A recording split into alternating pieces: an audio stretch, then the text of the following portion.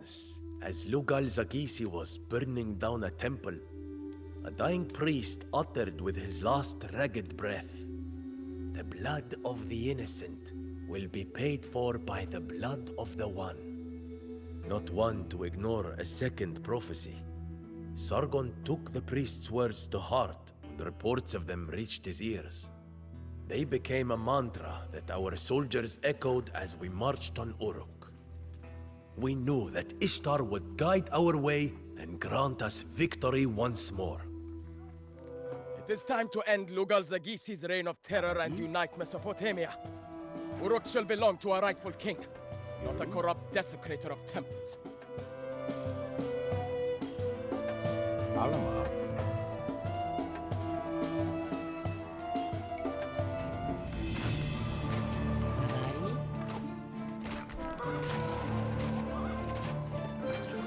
What do we have here? A chariot maker that supplies Lugal-Zagisi's army. Burn it all down. Ombus. Ombus. Ombus. We have spotted some outlying farms that provide food for our enemies. What shall we do, Sargon? Burn them down.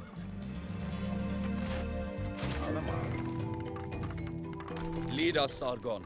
Tell us where to strike and we will send forth our army.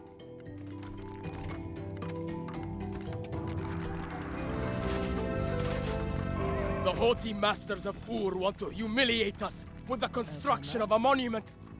Apparently, we did not make it clear enough that we are at war. Ombus. As you wish. Our soldiers are on their way.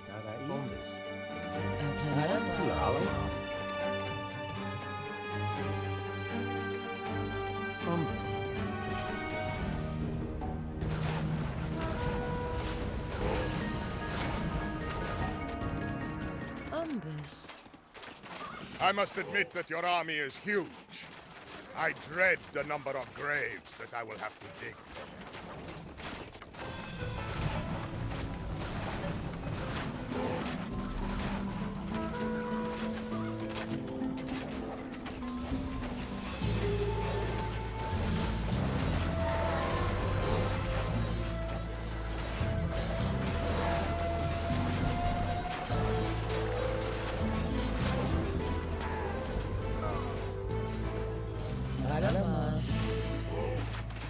Ombus. All enemy stables are in ruins. Lugal-Zagisi will have to do without chariots from now on.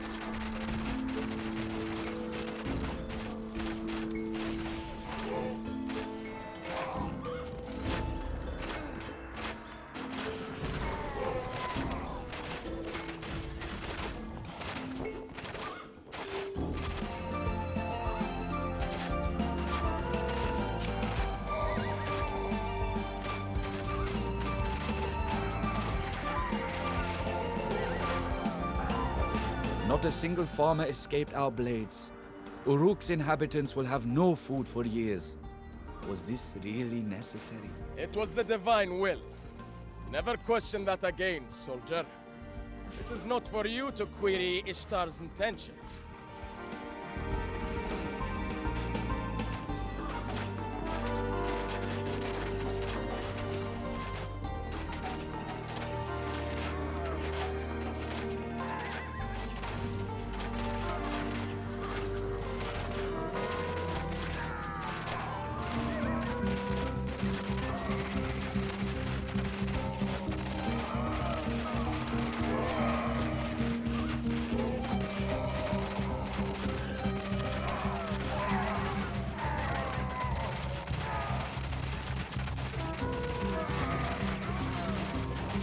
I surrender! But do not treat me as a common criminal, I beg you. A king deserves better.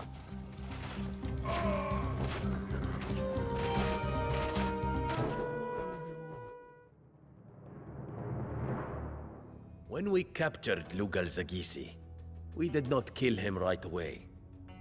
Forcing him into a yoke like a common criminal, we paraded him all across Sargon's new kingdom. We took him as far as Lagash, within whose ruins the dying priest had pronounced his prophecy. The evil defiler looked old and frail as he knelt in the temple ruins for his execution. His death ended the age of kings that had guided the fortunes of Mesopotamia for centuries. Now it was up to Sargon to shape his new empire, and it soon became apparent that he had ambitious plans. Plans that chilled my blood.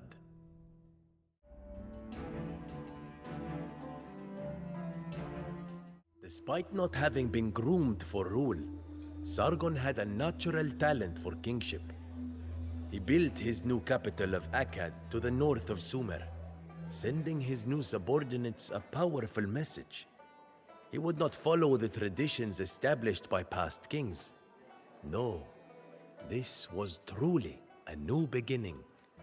An enormous court soon surrounded Sargon. More than 1,000 servants, priests, scholars, and soldiers populated the king's palace, and they all had to be fed and paid. Sargon therefore turned his sights on neighboring kingdoms. Once, dominion of Mesopotamia had been the sum of his ambitions. But Sargon had changed. The larger his entourage grew, the more he pushed his old companions away. And the greater the riches he amassed, the greedier the flickering in his eyes seemed to me. He hardly spoke of the goddess of war anymore. He no longer visited her temples, nor offered her sacrifices. It seemed that as his power grew, Sargon forgot to whom he owed his throne. And now, as he rallied his armies to conquer the kingdom of Elam, he tempted her wrath. Rogan? Umbus.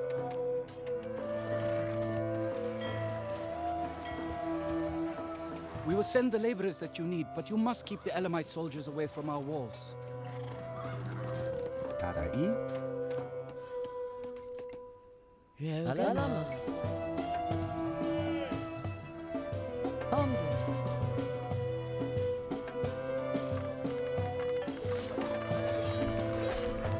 Alalama.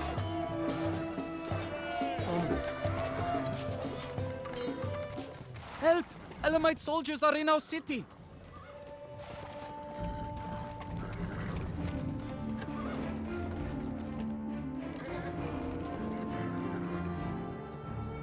Umbus. Here are the promised tributes, Sargon. We hope that everything is to your satisfaction. That is enough for now. But continue to deliver resources diligently. Otherwise, I will have to conscript you into military service. And that is not something that you want, correct? These villagers will work for you, Sargon.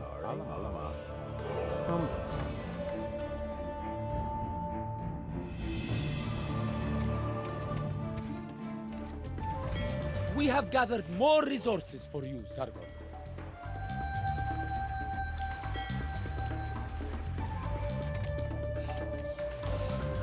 These villagers will work for you, Sargon.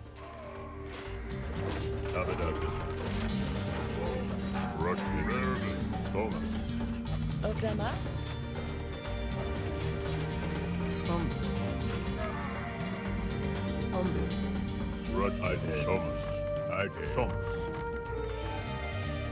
Please do not be angry with us, but we cannot support you properly as long as Elamite warships attack our trade boats.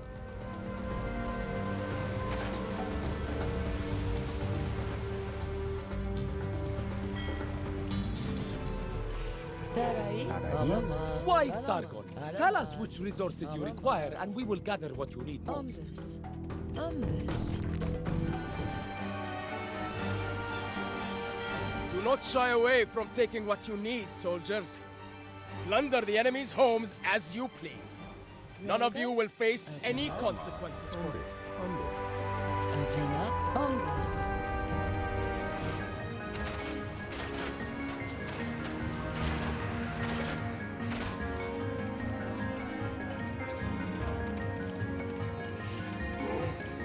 Yuri. We have gathered more resources for you, Sargon.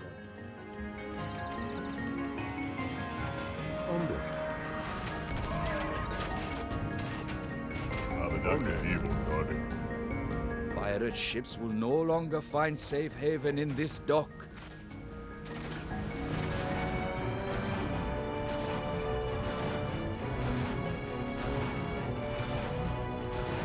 Pirate ships will no longer find safe haven in this dock. Another Elamite dock goes up in flames. Soldiers from Elam are plundering our lands.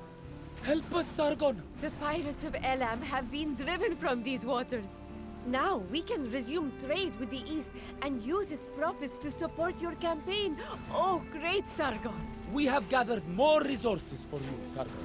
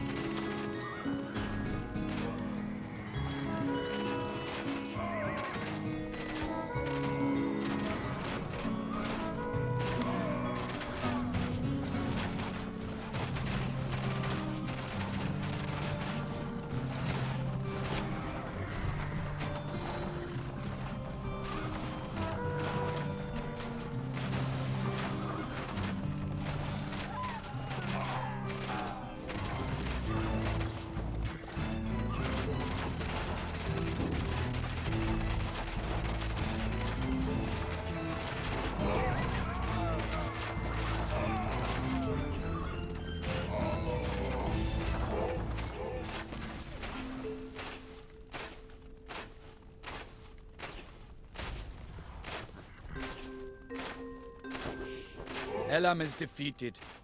The few who have escaped our hails of arrows flee into the desert to hide. Victory is ours.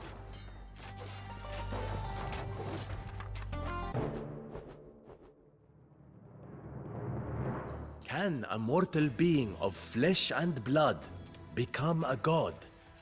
I asked myself this question more and more often as we embarked on a brutal campaign of conquest through lands so distant that I would never have imagined visiting them. The divine will, which Sargon once received and taught his followers, was now indistinguishable from his own. He made it abundantly clear that his will was to enlarge his empire, whatever the cost. I was not the only one who noticed our king's change of character. Discontent brewed among the population.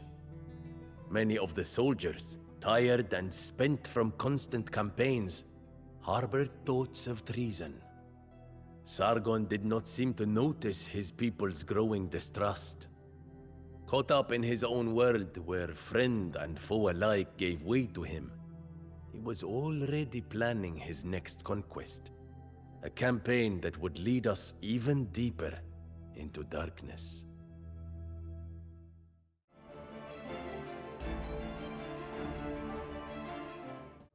Blood, sweat, tears, and the stench of burning bodies accompanied us on our way east. And it was not long before my fears came true. Barely had we crossed into the kingdom of Subartu when our people took up arms in rebellion. After years of grandiose campaigns, they were sick of the exorbitant taxes that Sargon levied to fund his wars. When I shared the bad news with Sargon, I hoped that he would see reason and accept that he had taken things too far. But the hateful glare in his eyes suggested the opposite. A new era dawns. Conquer the monuments of the past and carve my name on them. The name of your god, Sargon. Rogan. Alamas, Alamas, Alamas. Bombus. We will follow you, your majesty. Your divinity.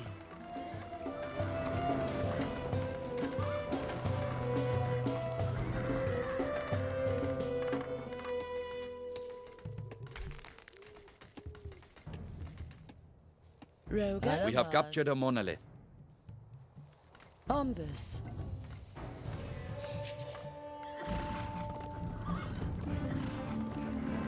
Oklahoma. I deeply regret having to bring your divinity bad news. But soldiers from our very own ranks are revolting and have taken control of some villages.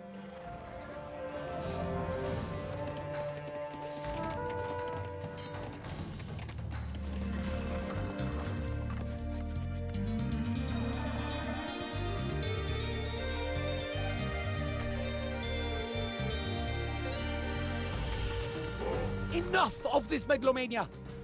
We will no longer accept your self-deification, Sargon, as you bring great misfortune upon us. You little profane fools. Soldiers, slay the wicked Hurrians who dare to sully the name of their god. Oh, Sargon, we have been wandering the desert for weeks and have run out of food and water. Feed us and we will make you our lord. We will never forget your mercy, Sargon. Anyone who besmirches your name will be held accountable by us.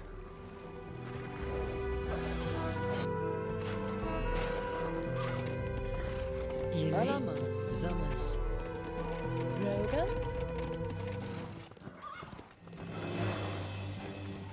We have captured a monolith.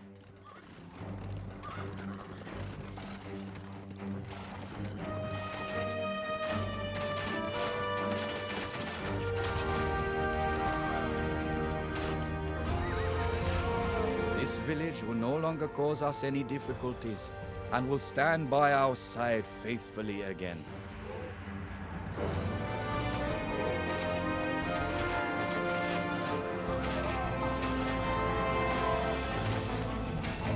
Another village is ours again. In gratitude, its residents kneel in the dust to pay homage to Sargon.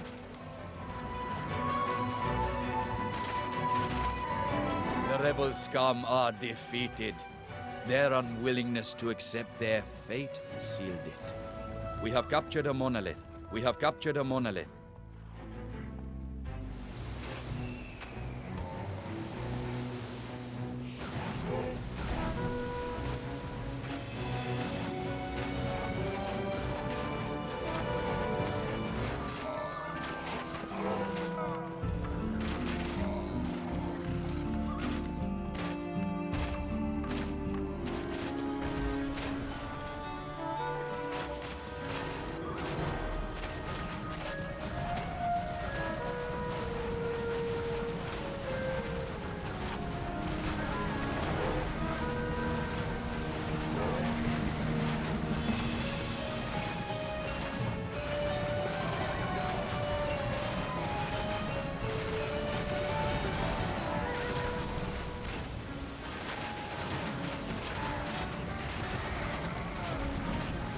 We have captured a monolith.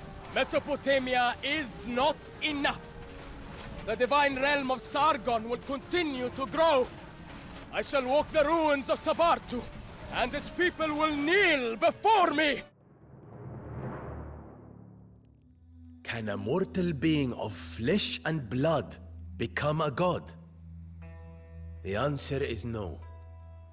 No matter how much power a man attains, anyone who towers too far above others is doomed to fall in the end. Sargon was the king of kings, the most powerful man that had ever walked the earth. His empire, the first that mankind had ever seen. In the temples, Sargon had replaced the statues of the gods with statues of himself. now truly believed that he was divine. Yet I had seen him bleed. I sought him out after the sack of Subartu, only to find him standing atop a mountain of gold and corpses, precious stones passing through his fingers. He did not listen when I told him that this madness had to end. Once, I left my sword in its scabbard to spare the man who would be my king. But things were different this time. This was no man standing in front of me, no deity. It was an evil demon from the underworld, striding the earth to claim the souls of the innocent. I then remembered the prophetic words, "The blood of the innocent will be paid for by the blood of the One." I plunged my blade deep into Sargon's chest. As he stared at me with wide eyes, a strange, wicked smile appeared on his face. Even in the face of death, Sargon never ceased believing in his own immortality. I have no such delusions. As old age withers my once supple frame, I welcome the journey to the afterlife, satisfied that no more innocent blood will be spilled in the name of this false god. Yet, I fear Sargon's legacy. The vices of power and a desire for divinity can inspire grim changes in even the most noble of men. I can only pray that for every haughty Sargon, there will be a humble Ushar, guided not by delusions of grandeur, but by a simple conscience of what is right and what is wrong.